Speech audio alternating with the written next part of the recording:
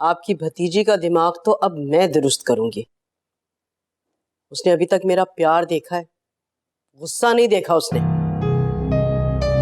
غصے میں بات کرو گی تو وہ اور باقی ہو جائے گی.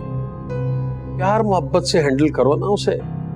اور یہ ارحم کو اس سے چھیننے کی کیا ضرورت تھی بھائی؟ یہ بھلا اس کے بغیر رہ سکتا ہے؟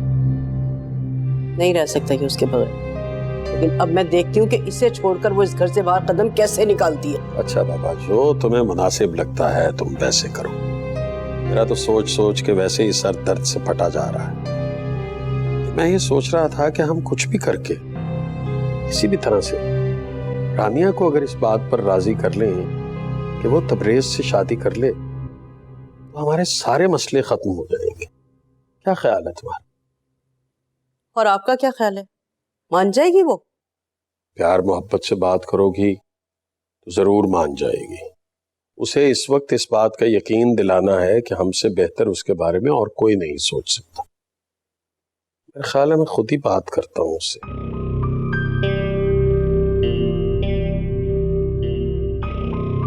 ارے آؤ بیٹا, آ جاؤ آ جاؤ آ جاؤ, آؤ آؤ آؤ بیٹھو آؤ. میں تمہاری تائی امی سے تمہارے بارے میں ہی بات کر رہا تھا.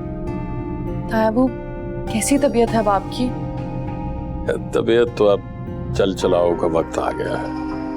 کیا ہو گیا محسن آپ کو, کیوں کرتے ہیں آپ ایسی باتیں؟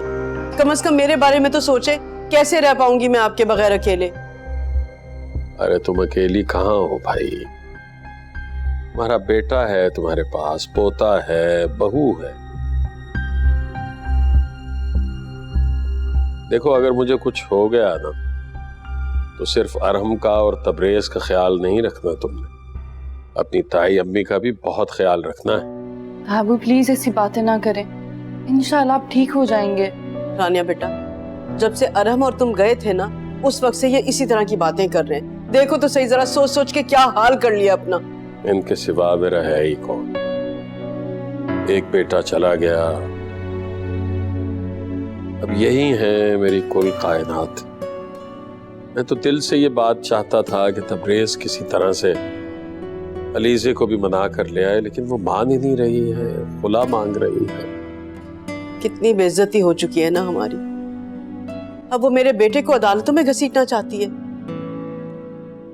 رانیہ بیٹا تم بھی تو وہیں پر تھی نا, اور تبریز بھی وہاں آتا تھا.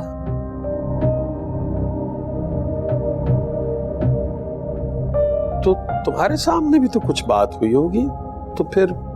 ابو میں نے تو خود علیزے سے بات کی تھی, تبریز اتنا پریشان تھا لیکن وہ نہیں مانی, وہ رشتہ ختم کرنا چاہتی ہے. دیکھا, اس کا مطلب یہ ہوا کہ میرے بیٹے کا گھر کبھی آباد نہیں ہوگا.